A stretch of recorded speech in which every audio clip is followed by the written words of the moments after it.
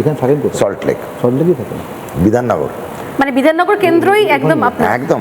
ওখানেই ছোট থেকে বড় হয়েছে? হ্যাঁ হ্যাঁ হ্যাঁ। কি পাল্টেছে কিছু না একই রকম আছে? হ্যাঁ পাল্টেছে, যা বিধান রায় বানিয়েছিল তার থেকে অবনতির দিকে গেছে, সেটাও তো পাল্টানো। পাল্টানো মানে সবসময় ভালো নয়। এইচএ ব্লক আর পূর্বাচলের মধ্যে একটা রাস্তা আছে, দেখে নেন, ওটাও 1 দশক থেকে ডাবল লেন রোডটা এখন 1 লেনে হয়ে গেছে। কেন একটা লেন কি হয়েছে? একটা লেন খারাপ, সেখান থেকে আলটিমেটলি জঞ্জাল। এখন অফিসিয়ালি পুরো লেনটাই হচ্ছে বিধাননগর কর্পোরেশনের জঞ্জালের স্তূপ, কারো কোনো হেলদোল নেই।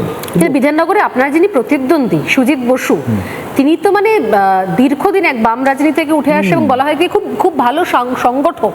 সংগঠনটা উনি অত্যন্ত ভালো নিজের করা হাতে নিজের রাখেন এবং প্রচুর মানে ডেভেলপমেন্ট উন্নয়নের কাজও প্রচুর করেছেন সুজিত বসু। তাহলে সেইটাকে কিভাবে আপনি শুনেছি করেছেন বলে আমার লিস্টে দেখাতে হবে? মানে আপনি নিজে দেখতে পাননি? না, একদম বললাম তো। সুজিত বসু সল্ট লেক বিধাননগর এই যে অ্যাসেম্বলি কনস্টিটিউয়েন্সি, এর অনেকগুলো ভাগ আছে, লোকেই তকমাটাতে চলে। ও সল্ট লেক মানে সফিস্টিকেটেড জায়গা। এর মধ্যে একটা বলয় আছে, একটা অতি বলয় আছে। বলয়টা হচ্ছে অ্যাডেড এরিয়াস যাকে বলে, আমার খুব বাজে লাগে এটা ইউজ করতে। অ্যাডেড এরিয়াস মানে ওরা নয় কিন্তু আছে, মানে এসে গেছে আর কি, না এলেই ভালো হতো। এই তকমাটা দেওয়া কিন্তু ভালো না। Added areas Sukantanagar, Duttabad, Nayapatti, Mohishbathan.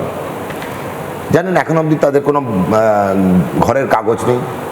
প্রত্যেকবার বিধায়ক বা সাংসদ হবু এবং হওয়ার ইচ্ছে প্রকাশ করে প্রথম গাজরটি ঝোলান, এবারে কিন্তু পাট্টাটা এনে দেবো, মানে বাড়ির কাগজ। অনুপ্রবেশকারী নাকি? না, বহুদিনের বাসিন্দা ভাই। অনুপ্রবেশকারী সিএ ব্লকে, সেটা আমি পরে বলতে পারি। আপনি ডিরেক্টলি বলে দিচ্ছেন সিএ ব্লকে অনুপ্রবেশকারী আছে? নতুন যে মসজিদ তৈরি হয়েছে, রোহিঙ্গাদের বাড়ির পাট্টা নেই, এরা কারা তাহলে? এরা বহুদিন ধরে ওখানে খাস জমি ছিল আর ওয়েটল্যান্ড। এই মহিষবাতান এই চত্বরগুলো ওয়েটল্যান্ড। যেমন গরুমারা বলে জায়গা আছে, ছায়ানবী বলে জায়গা আছে,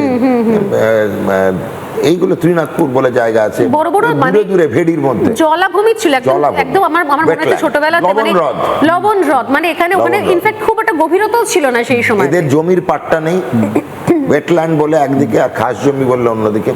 পানীয় জল নেই।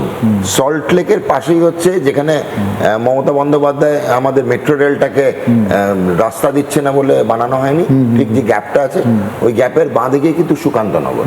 সুকান্তনগরে ঢুকলেই দেখবেন বড় বড় দোকান, বিরাট বিরাট জলের ট্যাঙ্ক নিয়ে কি বিক্রি করে? জল বিক্রি করে। আরও ওয়াটার নিজেরাই তৈরি করে সেটা বিক্রি করে। পানীয় জল নেই ওখানে, সবাই জল কিনে খায়। আজ নয়, বিগত 1.5-2 দশক ধরে খাচ্ছে। না বাম জমানা কিছু করেছে, না তৃণমূল জমানা করেছে, করবেও না।